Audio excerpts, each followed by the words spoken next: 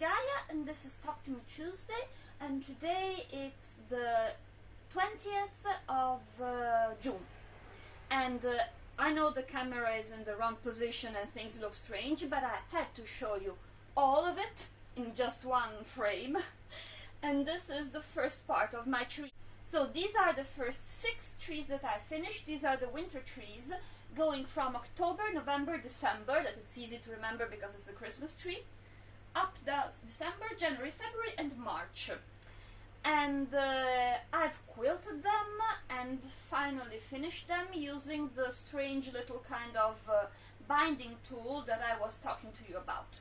So I'll change frame because you're seeing much too much of the mess in my home, and also that I'm barefoot as always when I'm around the house, and we'll see us in another kind of frame. So I'm back with a more traditional point of view.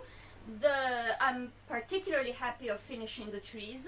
I have to speed up and do also the other 6 trees because these are the autumn and winter ones, and I don't want to wait till October to put this in its right place. So I have to move and do the other ones. I'm happy with my free motion. It's getting better, so this is an improvement. And the trees has given me the opportunity to try out some different kinds of filling points and so on. The thing I wanted to show you about the trees is the binding, because as I was telling the last week, I wanted to try this binding tool, and somebody asked me to tell something more about it and how it works. So I haven't taken it with me, and luckily today to show you on in my hand really how it's made. I'll put a picture somewhere here of how it's, and I've filmed a short piece of footage of me using it. So I'll put it in the end of the Talk to Me Tuesday, so if somebody's interested, they can watch it, or otherwise they can just skip on and close the video without being annoyed too much by binding tools. And I have to say that I've cut the fabric on the grain, not on the bias. So probably some of the problems I had would be solved cutting it on the bias. Sorry. I have to say it stitches pretty well here where the line is straight. It's something like 5 meters of binding this quilt, so I had my chance of trying it out pretty thoroughly. And here it went well. I just had a couple of places where the fabric strip that it's fed in it got crooked and gave me some problems, and I had to rip it up and do it again. No problems where I had to, here where the 2 fabric strips were sewn together beforehand. This gave me no problem at all. The corners were the worst part. On the front they are not that bad. If you see them behind, they get all crooked and have small pleats and so on. So if you are not particularly good at binding as I am, and are not so keen or fixated, wrong word, are not so interested on having a really perfect point and so on, it's a good tool. It manages to do the binding. I've made, I told you it's something like 5 meters of binding in roughly an hour. I haven't used the chronometer, but not much more, even though I had to rip it up a couple of times because of this fabric twisting inside. So it's fast, it goes well, and it's okay. But if you are particularly picky and you want your corners to be perfect, it's not the tool for you. And I'll talk more about it in the end of the Talk to Me Tuesday, so if you're interested, you just wait for the end of it to go. And I have another couple of things to show you, just really fast. This is a stupid little pot holder that we've done ages ago, but I was looking for something to try the binding tool on before doing the quilt, and this never got finished because it had a raw edge here, and it's just what's the name of it, flying geese, made by folding the fabric for 3 times, so it's a big square, then folded in half and then folded the 2 corners, and it's all sewn on a normal hexagon of fabric. It looks nice, and the binding, as before, it was not cut on the bias, so there are some mistakes. I'm certain that this one would have looked perfect if I had cut it on the bias, but I didn't have enough fabric for this one. And here the corners are not really perfect, but they are not so bad either.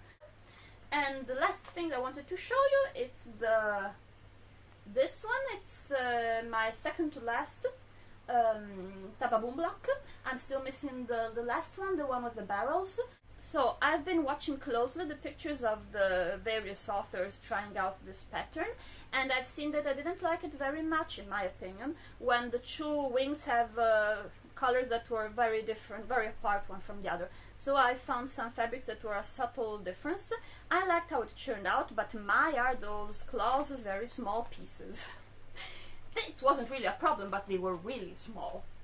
It's been a long time since I had to do a piece of paper piecing, a section of paper piecing that just had something like 5 stitches to divide it from the rest. It was fun. So this is all for the crafty part. And the funny thing that I had to tell you is that I had copy of the 100 blocks, believe it or not. Funny thing is that I asked my friend Viviana that went to New York if she could get a copy for me, and she said they finished it in the quote stores.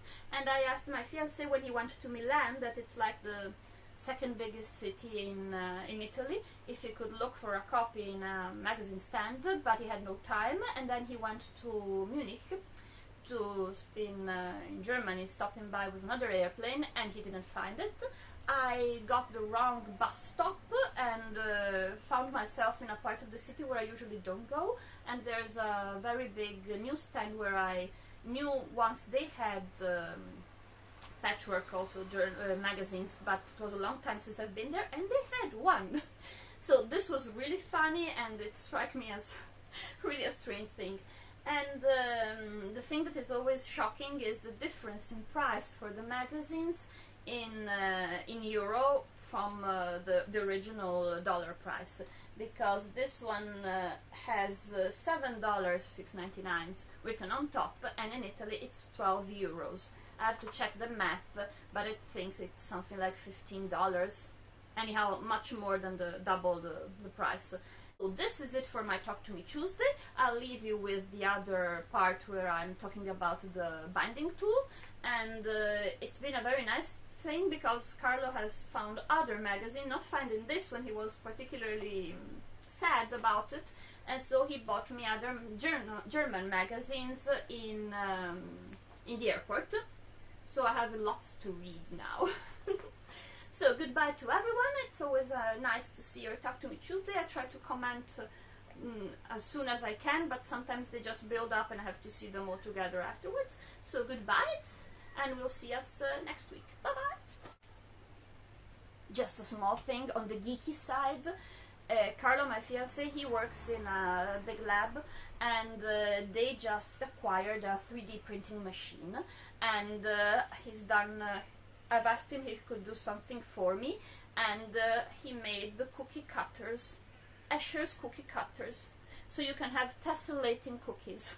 This is the big version, and this is the small version. If you watch the small version, it also has the possibility to imprint the drawing from Escher's birds on top of the cookies. So I'll do tessellating cookies today if I manage to. Bye bye. Here you have an action shot of the binding tool at work. So it's a strip of fabric that you just feed through it. This is a 1.5 inch strip of fabric, and then you just put the thing that you want to bind very near to the foot of your machine, and the binding tool automatically folds around your fabric this strip of binding that it's making, and the feed dogs move everything along your fabric and the strip of binding. You have to be careful because on the front